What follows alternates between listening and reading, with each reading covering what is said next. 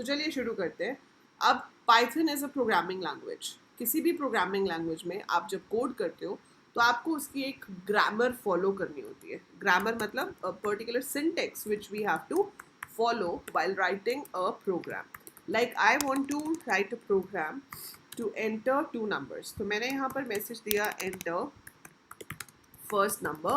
So syntax says कि भाई string है तो quotes में आएगी, then bracket लगाई है तो bracket close भी करनी है ना? So ये सब क्या हो जाते हैं? Syntax errors. तो ये आपके syntax error हैं. Syntax error आने पर आपका program execution stop कर देता है the moment it gets the syntax error. So enter second number, क्योंकि जो Python है वो compiled नहीं है, वो interpreted है, एक एक लाइन करके चलता है. तो जिस लाइन पे एरर आता है वहीं पे रुक जाता है. So if you get an error it will stop right there. Fine. अभी जो मैंने प्रोग्राम लिखा है इसमें कोई एरर नहीं है. This is perfectly fine. So मैंने इसको सेव किया और सेव करके मैं इसको एग्जीक्यूट करती हूँ. सो वो मुझसे पूछेगा कि भाई नंबर एंटर करो. ठीक है, it's 90 120 and I am getting the sum as 210. So ये मेरे पास यहाँ पे सम आ रहा है. Perfectly fine, there is no problem. अब गलती से मैंने इस ए को कैपिटल लिख दिया. लिखा गया, शिफ्ट प्रेस हो गया, कैप्स लॉक ऑन हो गया, whatever happens, right? Now you run the program. उसने आपसे पूछा कि एक नंबर बताओ. I enter 12, I enter 90 and I press enter. So it shows name error. Name A is not defined. ठीक है, तो आपका यहाँ पर जो नाम है जो आप यूज कर रहे हो वो है ही नहीं. So it is an error. ठीक है, अब अगर मैं यहाँ पे प्लस की जगह पर मान लो दे देती डॉट समथिंग लाइक दैट और ये मेरा ठीक होता, ए ही होता. I will save it and I will try to run. तो उसने नंबर्स पूछे, एट्रीब्यूट एरर आ गया. अब ये अलग अलग तरह के एरर्स होते हैं. जब आप प्रोग्राम्स बनाते हो आपको समझ आते जाएंगे कैसे कैसे एरर्स हमारे पास आ सकते हैं. अगर आपने बाकी सब कुछ सही किया है लेकिन आपने ब्रैकेट वहाँ पे मिस कर दी एंड यू रन इट. ठीक है, अब वो क्या कह रहा है? Invalid syntax, perhaps you forgot a comma or a bracket or whatever. So basically जो एरर यहाँ आता है ना, जहाँ पे इनवैलिड सिंटेक्स लिखा आता है, वो सिंटेक्स एरर होता है. जो अभी पहले वाले दो एरर्स आए वो क्या थे? Run time errors. जिनका नाम होता है उन्हें हम एक्सेप्शंस कहते हैं. जैसे पहले वाले का नाम था नेम एरर, दूसरे वाले का नाम था एट्रीब्यूट एरर. ठीक है, सो दोज आर एक्सेप्शंस जो कि डिफाइंड है. लेकिन ये ऐसे डिफाइंड नहीं होते. इसमें बस आपकी ब्रैकेट मिस हो गई, आपके कोड्स मिस हो गए, आपने ऑपरेटर सही नहीं लिखा. So due to that I might get an error and that is called syntax error. ठीक है, syntax error does not have a name. उसका सिर्फ आता है सिंटेक्स एरर. बस क्यों आ रहा है, क्या आ रहा है, वो चीज़ हमारे पास नहीं आती है. ठीक है, so that is syntax error. So syntax error is जो ट्रांसलेटर को समझ में ना आए. सो जब ट्रांसलेटर आपका उसको मशीन लैंग्वेज में कन्वर्ट करता है उस टाइम पे उसको लगता है कि भाई इसकी ग्रामर ठीक नहीं है. So that is a syntax error. और रन टाइम एरर है कि उसको लगता है कि ग्रामर तो ठीक है लेकिन आप वो ऐसा वेरिएबल यूज कर रहा है जो एग्जिस्ट ही नहीं करता. जैसे कैपिटल ए प्लस बी, तो स्टेटमेंट में तो कुछ गलत नहीं है ना. C is equal to A plus B, the statement is perfectly fine. But capital A तो है ही नहीं. So that's a runtime error. So the error which comes during the translation is the syntax error and the one which comes during the execution of the program. ठीक है, so syntax और exception में क्या फ़र्क है? Syntax error is if your grammar is not correct, if your translator is not able to translate that to machine language. ठीक है, whereas runtime error कब होता है? When it is not able to link a particular variable with a memory location और execution के time पे कोई भी प्रॉब्लम आ जाए. तो जब हम एग्जीक्यूट कर रहे हैं वो चीज़ एग्जीक्यूट नहीं हो पा रही है due to some error, so उसे रन टाइम एरर या फिर एक्सेप्शन कहते हैं. So that error is called run time error और exception. Right now I have corrected all the mistakes, so my program is going to give the answer properly. ठीक है, समझ आ रहा है? आई होप सबको समझ आ रहा होगा what is exception handling. If yes so comment में बताओ यस मैम समझ आ रहा है. ठीक है, अब मैं यहाँ पर आपको एक ऑपरेशन परफॉर्म करके दिखाती हूँ, डिवाइड.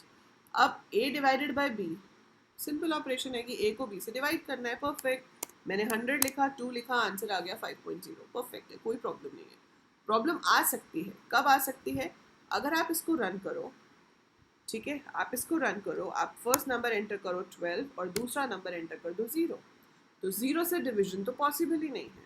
सिंस 0 से डिवीजन पॉसिबल नहीं है, एरर आ जाएगा। वो क्या कहेगा? 0 division error, that is divisible by 0 नहीं होता, हम डिवीजन बाय 0 परफॉर्म नहीं कर सकते हैं, दैट इज एन एरर। ठीक है, that is basically an exception to be specific. So that's an exception. अब बात आती है एक्सेप्शन हैंडलिंग। आपका टॉपिक ये नहीं है कि एक्सेप्शन क्या होता है, ठीक है, आपको पता होना चाहिए एक्सेप्शन क्या होता है, but the topic says exception handling, मतलब हैंडल करना इन एक्सेप्शंस को, इनके साथ डील करना, इन पे काम कैसे करना है, that is exception handling. So exception handling का मतलब है कि अगर ऐसा कोई एरर आता है तो मेरा प्रोग्राम बीच में नहीं रुकना चाहिए, rather I should give some meaningful messages and all. तो एक्सेप्शन हैंडलिंग के लिए जो कीवर्ड यूज होता है वो है try. So try is the keyword which we use for exception handling. हम ट्राई कोलन लिखते हैं, उसके बाद हम वो स्टेटमेंट्स लिखते हैं जिसमें एरर हो सकता है। So the statements which might have an error are given in the try block. इसके साथ आपके पास आ जाता है एक्सेप्ट।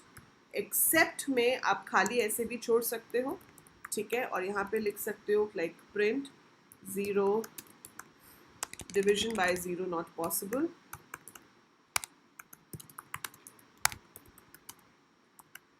Not possible. सो मैंने इतना लिख दिया, ठीक है। अब इसमें क्या होगा कि जब मैं इसको रन करूँगी, ठीक है, अब अगर मैंने पहला नंबर इनपुट किया 20 और दूसरा नंबर इनपुट किया 0, तो वो क्या कह रहा है?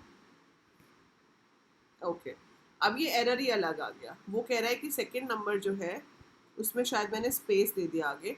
सो invalid literal for int with base 10।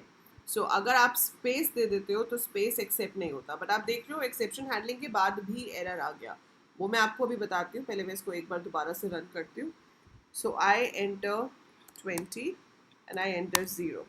So right now I'm getting division by 0 not possible. तो वो 0 डिविजन एरर नहीं आया, लेकिन कोई और एरर तो आ सकता है ना, जैसे वैल्यू एरर आ गया है ना, कोई और एरर तो आ सकता है। तो एरर तो बहुत सारे तरह के होते हैं।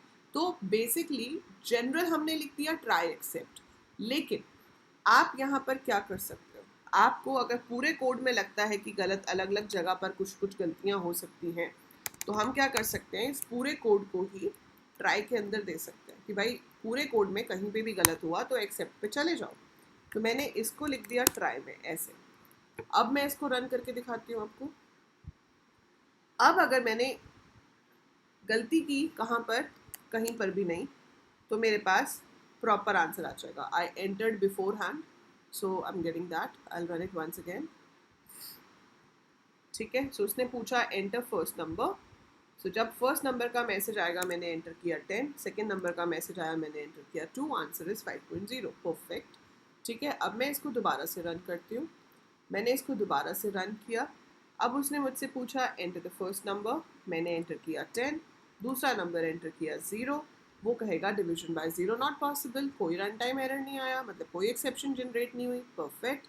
अब उसने मुझसे फिर से पूछा enter first number, I enter a number, पर दूसरी बार गलती से मुझसे ए प्रेस हो गया, गलती से प्रेस हो गया।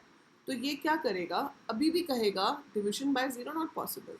क्यों? क्योंकि ये पूरा का पूरा कोड ट्राई में था, तो वो एरर सिर्फ किस में देखता है? जो स्टेटमेंट ट्राई में होती है। अब अगर एरर है तो कहाँ जाएगा? एक्सेप्ट पे, है ना। ट्राई में जितनी भी स्टेटमेंट्स थी उसमें से अगर किसी में भी एरर होगा, सो इसका लॉजिक क्या है कि ट्राई के अंदर जितनी भी स्टेटमेंट्स हैं, ट्राई के अंदर जितनी भी स्टेटमेंट्स हैं, अगर उसमें एरर हुआ तो वो एक्सेप्ट पे चला जाएगा, ठीक है। So it will come to except, simple. But ये एरर तो अलग है और ये जो एरर जनरेट हुआ था ये तो अलग था। तो हम क्या कर सकते हैं? हम एक्सेप्ट के साथ एरर्स के नाम भी लिख सकते हैं। So we can write that I am handling the error 0 division. So नाम आप जब एक बार पहले आता है तो आपको देखना पड़ेगा ऑब्वियसली कि क्या एरर आया है। सो 0 डिविजन एरर है और ये था वैल्यू एरर। तो I have to handle both of these. तो मैंने यहाँ पे लिखा 0 डिविजन एरर, ठीक है। और फिर एक्सेप्ट आप एक ट्राई के साथ जितने मर्जी लगा सकते हो, you can put as many as you want. So मैंने लिखा except value error and then I am going to print division by 0 not possible, हो गया।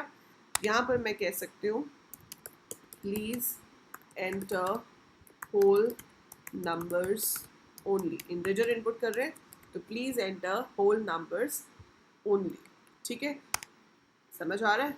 अब इसको हम रन करते हैं, इसको रन करते हैं तो क्या होगा?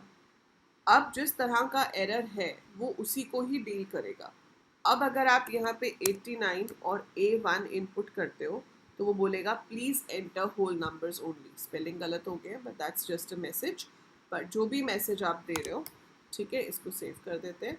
सो अगर मैं यहाँ पर गलत इनपुट देती हूँ तो वो अब मुझे डिवीजन बाय ज़ीरो नहीं बोल रहा है, अब वो मुझे बोल रहा है कि भाई आपका एरर ही कुछ और है। ठीक है, so please enter whole numbers only. So that is what exception handling is. अब obviously आपको प्रोग्राम बनाने को तो आएगा नहीं, आपको आएंगे मल्टीपल चॉइस क्वेश्चंस। तो आपको पता होना चाहिए कि ट्राई कीवर्ड क्या करता है, एक्सेप्ट कीवर्ड क्या करता है, क्या हम एक्सेप्ट एक से ज़्यादा बार लिख सकते हैं, हाँ जी, कौन सी स्टेटमेंट्स में हम वो स्टेटमेंट्स देते हैं जहाँ पे एरर एक्सपेक्टेड है, ट्राई, करेक्टिव स्टेटमेंट कहाँ लिखते हैं, एक्सेप्ट में। ठीक है, so you should know all these. तो ये पॉइंट्स आपको जो है पता होने चाहिए। मैं आपको इसके MCQs भी कराऊंगी once we finish the syllabus, या कोशिश करूंगी कि साइड बाय साइड आपको इसके मल्टीपल क्वेश्चंस जो हैं, मल्टीपल चॉइस क्वेश्चंस जो हैं वो मैं अपलोड करते रहूँ। ठीक है, अब इसके साथ दो क्लॉज और है जो आपको याद रखनी है। एक है एल्स। अब एल्स में क्या होता है, मैंने यहाँ पे लिख दिया एंटर होल नंबर हो गया, please enter error in code, सिर्फ मैंने ऐसे ही प्रिंट करा दिया एरर इन कोड।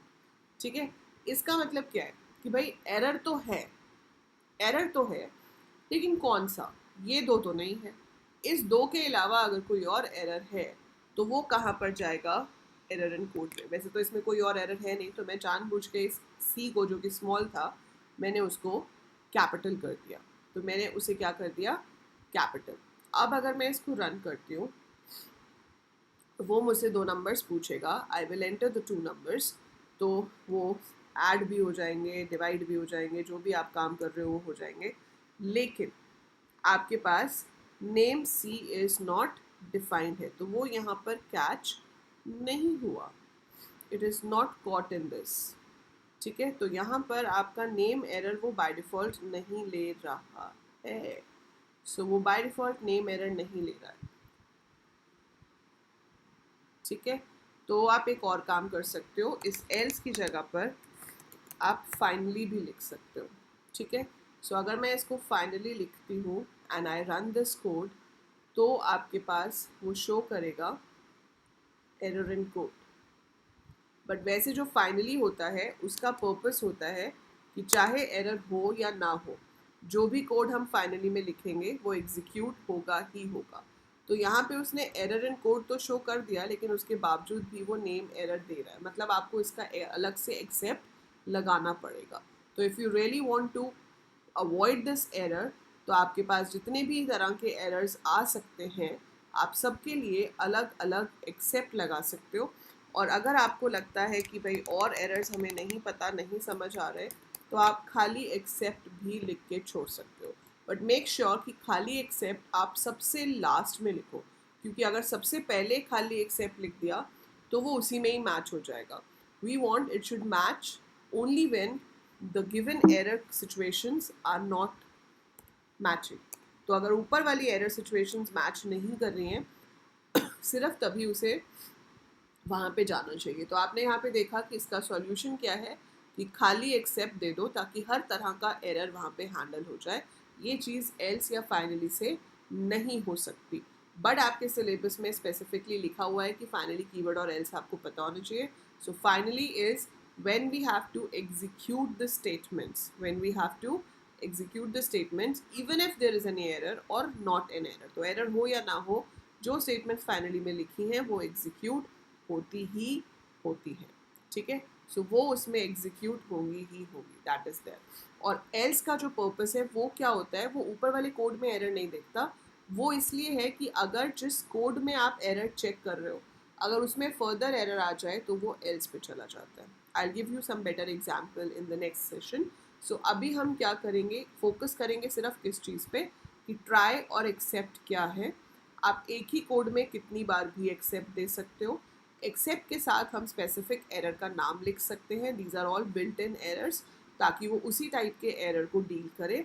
और अगर हम खाली एक्सेप्ट लिखते हैं तो वो हर तरह के एरर के लिए काम कर सकता है, इसीलिए उसको आप हमेशा सबसे लास्ट में दोगे अगर आपने स्पेसिफिक एरर्स को चेक किया हुआ। So it should be the last block in your code. So try is the keyword where we give all the statements where we might get an error, and then except के साथ हम वो सारे errors देते हैं जो उस code में आ सकते हैं. जनरल केस बनाना हो तो लास्ट में एक्सेप्ट दे सकते हैं. फाइनली होता है to be executed even if there is no error or there is an error, कि ये फाइनल कोड है, ये तो एग्जीक्यूट होना ही है, तो उसको हम फाइनली में लिखते हैं. सो इतना आपको आज की क्लास से याद रखना है. बाकी के जो टॉपिक्स एक्सेप्शन हैंडलिंग में लिखे हैं वो मैं आपको नेक्स्ट क्लास में एक्सप्लेन करूँगी. So I want to see that how many of you are really serious for learning all this. तो फटाफट से आप कमेंट्स में लिखेंगे कि येस मैम पढ़ लिया, समझ आ गया. I want every one of you watching this video to comment below to tell कि आपको ये समझ आया या नहीं समझ आया. And the MCQs will be coming very soon. So comment below, like the video and share the video with everyone you know who is interested in preparing for CUET 2022 CS and IP Gold.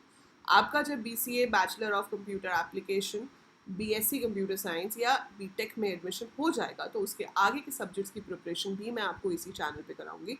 So channel को subscribe करके ज़रूर रखिएगा. So that is it for this video. I'll see you in the next one. Till then, take very good care of yourself.